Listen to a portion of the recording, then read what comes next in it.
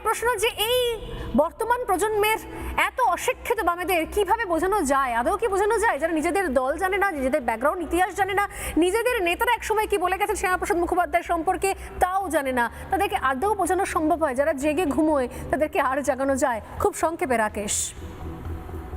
অশিক্ষিত বামেদের সম্পর্কে যত কম বলা হয় ততই মঙ্গল, কারণ এদের সম্পর্কে বললে আবার মুখ ধুতে হয় গঙ্গা জল দিয়ে।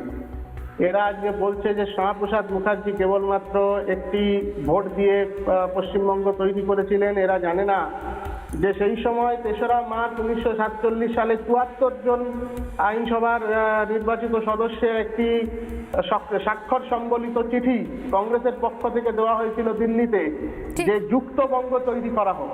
এই ইতিহাসটা তারা জানে না।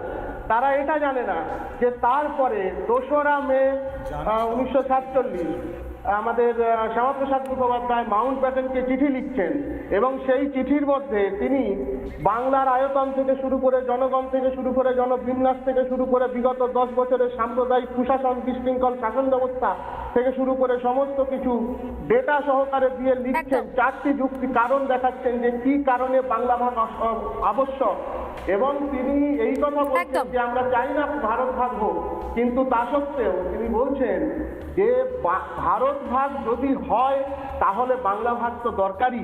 ভারতবর্ষ যদি বিভাজিত নাও হয় তাহলেও বাংলা হিন্দু বাঙালির জন্য একটা আলাদা হোমল্যান্ড দরকার।